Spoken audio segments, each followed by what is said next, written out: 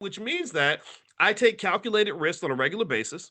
I write checks on a regular basis, and I write those checks with the hope and the expectation that if I take calculated risk, that money is going to come back to me and then some. Sometimes it don't work out. Sometimes I write the check and the money never comes back.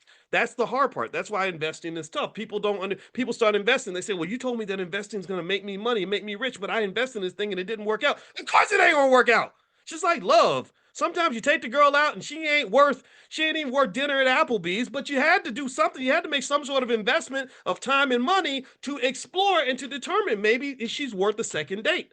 So you kiss the frog to try to find your prince or your princess, right? You had to try.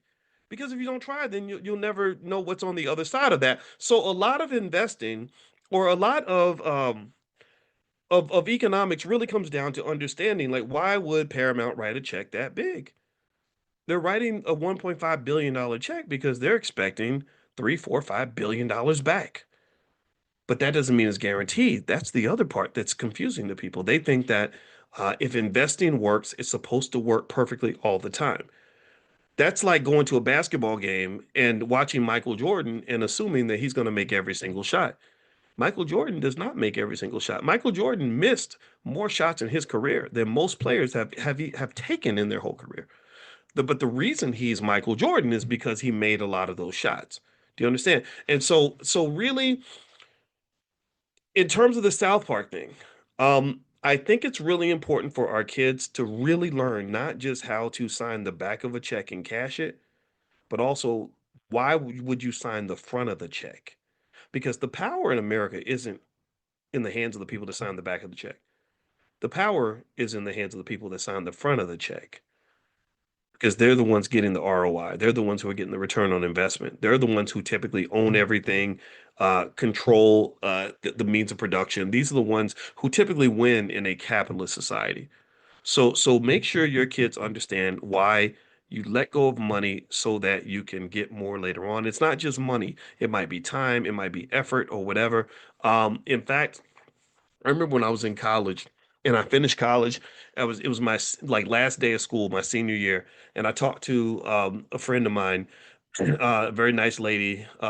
She's very pretty. She's an AKA. AKAs are smart. My sister's an AKA.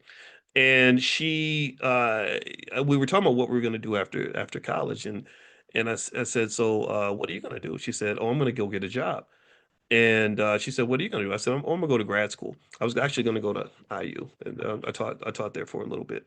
And she said, I said, "So really, so what? So what's making you go get this job?" And she said, "Well, I like money." She said, "I like money too much not to get a job." And and she said, "Well, why are you going to grad school?" I said, "Well, I like money too much not to go to grad school." Right? And so we both had the same goal. The goal was get money because we were both broke, but we had two different ways of looking at it. In my view, she was playing checkers. My goal was to play chess. My goal was to add, it's sorry, AK. It's not AK. It's AKA Helen, AKA Alpha Kappa Alpha. Um, and so ultimately, I would encourage you to teach the kids to play chess, not checkers. And chess, economic chess, involves a lot more delayed gratification. It involves a little bit more risk taking. It involves a willingness to let go of resources so you can have more later on. And you're not letting it go because you want to let it go. You're letting it go because you're expecting more later. So, like, even when I was in college and I would study all the time, people would say, "Well, why do you study all the time? You're not having any fun."